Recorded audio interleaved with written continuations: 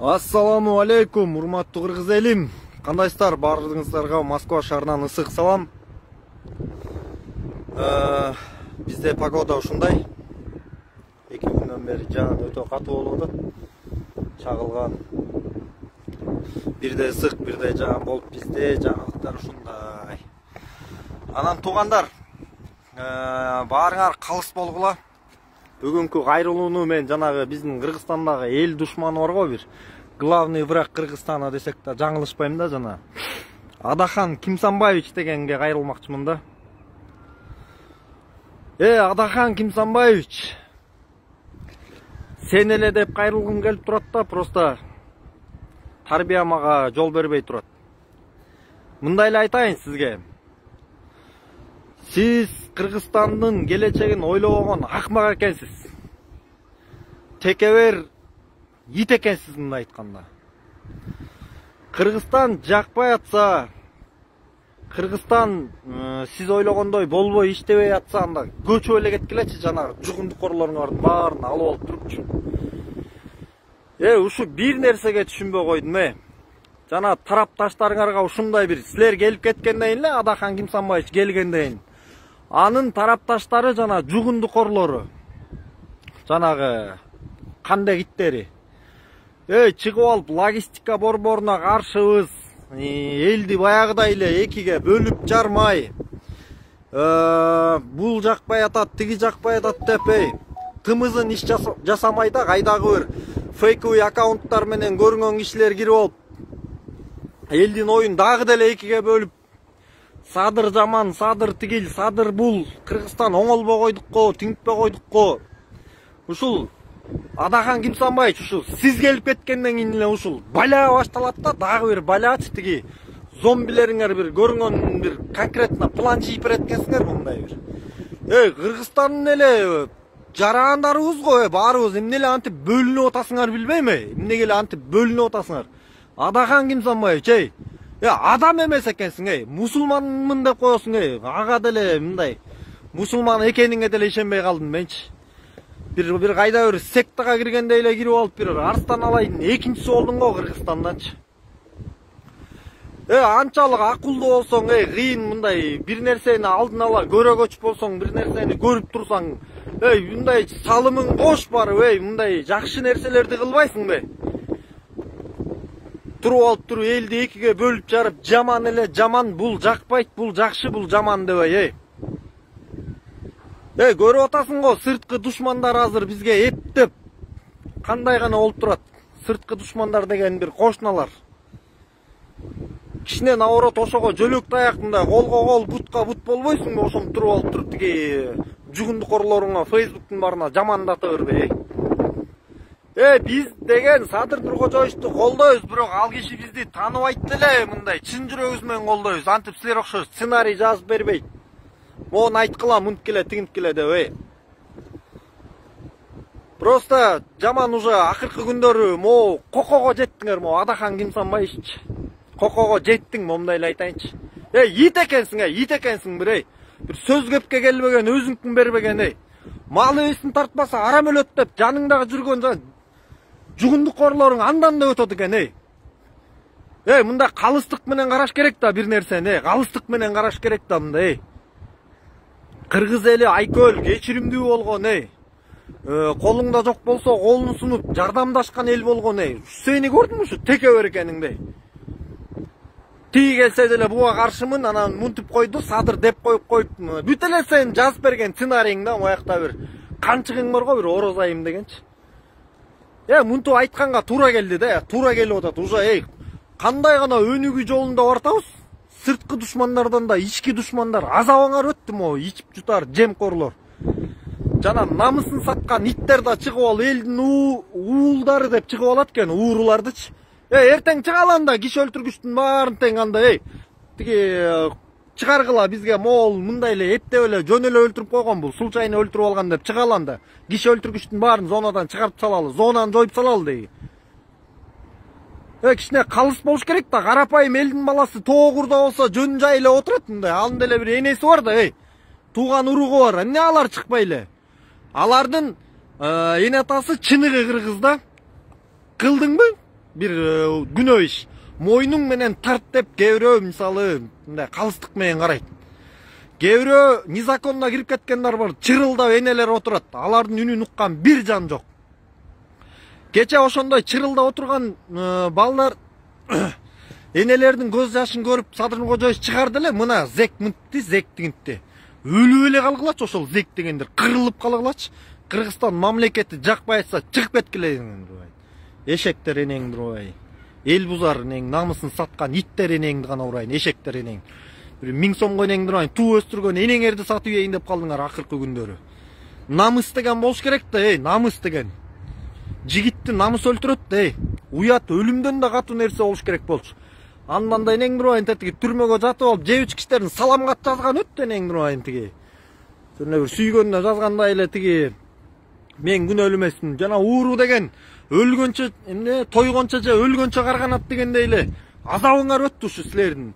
Жедиңби, ичтиңби, элди ошо маалда ойлогон жоксуңбу, карапайым элдин көз жашында мындай караган жоксуңбу?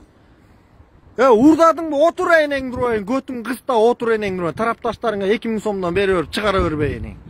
Адахан Кимсанбаев жакпайбы сага Кыргызстан? Чык энең, кетсен дагы бар, бир жериңе барып жаша, бир мамлекет куруп алчы бир энеңди урайын. Бир жериңе барып туруп, ошо жакка барып президент болчу, ошо жакка барып. Мен каршымын дечи, баарын эле ошо баары ошо жакка барып да сабатсызмын дей берчи. Өнүгүп келаткан жолдон, наоборот, колун сунуп жардамдашкандын ордуна азабың өттү тиги тарапташтарың барына сценарий жазып бербей.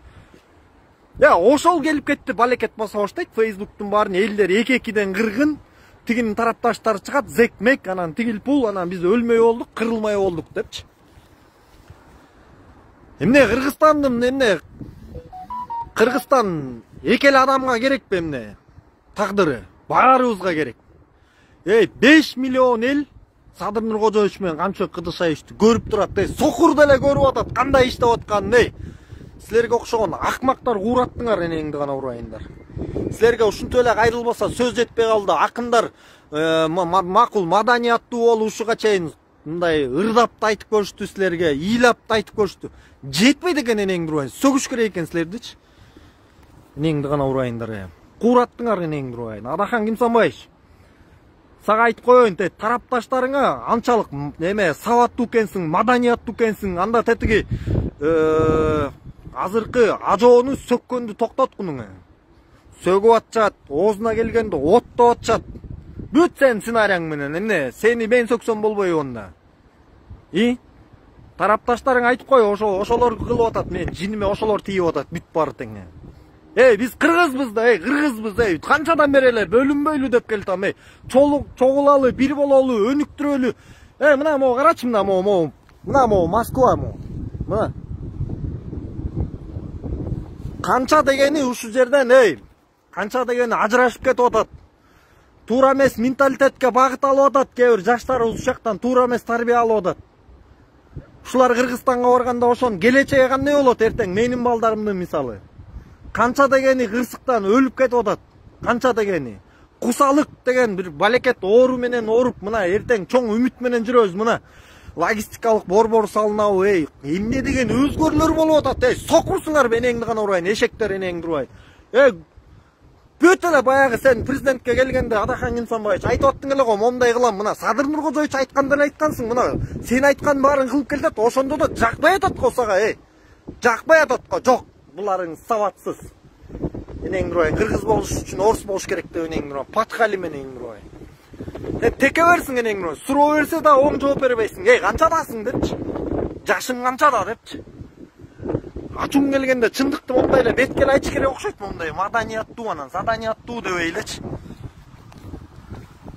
Эмне деген өзгөрүүлөр болуп атат, эмне деген өнүгүп келатабыз, канча деген чечимдер чечилип атат, күн-түн уктабай иштеп жаткан адамды сындап атсаңар анан ачуң келет да, нервиң касаят, ички иштер бөлүмү энеңди урайын, баарыңар иштебейсиңер энеңди урайын, ушуга окшогон сөккөн, элди экиге бөлгөн энеңди урайын, адамдарды кармап туруп, камабайсыңарбы четинен энеңди урайын. Камагыла да момундай келип туруп, кичине ажоого сый урмат болуш керек да, сый урмат болуш керек. Кантса да Кыргызстандын жүзү болуп атат го ал. ошол өз элин сыйлабаган адамды, ошого окшогон сыйлабаган жанагы жашоосунан нааразы адамды камап койгула апарып энең бурайындарды. Апарып иштеткиле энең бурайын. Илгерки Сталиндикиндей кылгыла энең, атып салгыла энең, керек болсо мени да атып салгыла энең. Энең бурайын, жакпай атса силерге. Чында кыргыз элме кичине калыс болуш керек да, кээ бирөөбүз ырдап айта алып ана маданиеттүү болуп мондай. Монтип жасалма сөз менен сүйлөгөнчө ушундай эле айтыш керек болуп калды. Болду мындай жана митингке чыккан көтүңөрдү кыскылачы баарыңар тең силер дагы. Чыгып алып эле бир киши кыйкырат, калганын угуп турасыңар да, болбосо 2000 сомдон алып алгансыңар да андачы. Канча деген моякта кыргыз бир туугандарыбыз алкаш болуп кетип атат, Эмнеден алкаш болот? Бир күнү жумуштан проблема болот. Ар кандай ситуация болуп калат да, маскада 5000 сом настроениең чөт, 5000 сомго штраф аласың, жөн жерденчи мисалы. Бизге болгон мамилелер акыркы күндөрү бузулуп келатат. Настроение болот, үйүндө Кыргызстанда кредитин төлөбөй калып калат. Ошонто туруп эмне арак ичип атат. Семьялар бузулуп кетип атат мояктан. Канчасы кырсыктан өлүп кетип атат, груздовецчилер кетип атат. Канча деген ата-эне сыздап атат. Ошондой болбош үчүн Кыргызстан өз жерибизде эмгегибизди сиңирип, ынтымакта. Мен Ошко барып, Жалал Абадка сонун жана тез кабардан көрүп эле, сонун баня көрдүм. Ошол Жалал Абадка Арслан бабка барып, мечтам ушундай да, мен Ошко барып, Ош жерин көрүп, Баткенге барып, ушу бүт жети областты кыдырып келгим келет да. Мындай келечекте ынтымак болуп барып. Жок энең бурайын, силердин жанагы энең бурайын, эшектериңер жана чукун кондоруңар. Бүт бузуп атат элдичи. Экиге бөлүп жарып атат. Болбой калдык, кыйратпай калдык, логистика борбору салынып калса өлөт экенбиз. Жумуш орду түзүлүп атпайбы? Эмне деген адамга мояктан могу жерде алыс жолдо жүрөсүңөр, могу Москвада жүрөбүз. Бизди макул эч ким жөнөткөн эмес бияка. Бир ойлогон ойду кыстаган турмуш жеңет болуп келгенбиз биз ушул жергечи. Бирок ошончо да өз жерибизде, өзүбүздүн ата-энебиздин жаныбызда, бала чакабыздын жаныбызда өз жерибизге иштесек жаманбы эмне? Баарыңар эле акыркы күндөр энең бурай чала блогерлер да көбөйдү жанагычы. Эптеп бир хайп кылыш керек энең бурайын, келе согуш керек болуп калды. Жаштардын немеси каяка ою каяка бурулуп баратат акыркы күндөрү, баарыныкы эмес, кээ бирөөнүкү. Кичине Адахан Кимсанбайчы ойлонсоң боло ушунун баарын тең, жанагы Адахан Кимсанбайчы эмес, жанагы энеңди гана урай, жана Арам Текебаев, Мекебаев баарыңар итсиңер энең бурайын, Кыргызстандын душмандары. Жанагы 81 душман, жанагы депутат колдоп берип, Бабановду чыгаргыла дейт, чыгарып койгула үй камагына деп. Эмнеге илгери Садыр Нуркожоевич жөн жерден камалганда ошентип, чындыкты айтып, чыркырап, Канада ондай урдап атат десе, көтүңөрдү кысып отурдуңар эле ошол кезде. Баарыңар тең тымпый унчукпай энең турбайын. Эми туруп алып кой берип койгула, анан тигинтип койгула энең турбайындар. Жана танапис деп чындыкты айтып келатса, танапис деп берген Асылбек деле, эмне деген булар бай, ой энең турбайындар, бул эмне деген бай, урматтуу кыргыз эл, түшүнгүлөчү, булар жана митингке чыккандар, булар эмне деген бай, элдин ырыскысын тоногон адамдарды кандай эле тиги колдоп коргоп чыгып атасыңар да, кыргыз эл үчүн, келечек үчүн, менин сенин келечек үчүн күрөшүп, мондай чындык менен келип, мына мондай өнүгүү жолунда кетип бараткан адамды каралап атасыңар, каралап атасыңар, акчасын, намысын саткан иттер чыгып алыптыр тиги жанагы Супер ТВ деген жана бир YouTube канал бар экен. Ошондон колдон келсе туугандар отписка болуп кеткиле, ошол канал өлүп кетсин. Баягы башка каарман таппай калгансыз бир энең трансвеститти чыгарып алыштыр алар дагычы. Ал эмне болуп эркек кызга айланып калганын көрсөтүп атат тиги. Биздин жаштарга раз сонун сабак болот атпайбы? Ошого окшогон каналдар, могу окшогон эл бузарлардын баарын камап салыш керек четинен энең. Жаап салыш керек, могу азаттык, мазаттык деген жанагы эл душмандарын баарын тең. Болду, кыргыз элиме кичине ойгонол, ойгонол. Ол жерде, алыс жерде жүргөнчө, мына мен жүргөнүм 12 жыл болду Москва шаарында. Жакшы, анчалык деле мондай болуп кетпедим, бирок үй бүлөмдүн жалгыз эркектин курсагы ток, кийими бүтүп, жакшы эле шүгүр. Бир сыноорду берип, алардан өтүп ушинтип келатам. Бирок ошончо да өкүндүрчү нерсе, 1 жыл жүрөсүң, 1,5 жыл жүрөсүң, 2 жыл жүрөсүң, барсаң, баягы кичинекей карындаштарың, инилериң деп коелу, кызым мисалы, кичинекей деп баягыдай элестетип турсаң, барсаң чоңоюп кеткен, ошолордун чоңойгонун көрө албасаң. Баягындай атамды ойлоп жүрсөң, атам ары ошо башкача болуп калган, ошолор менен чогуу бир болбогонуна өкүнүп атам да.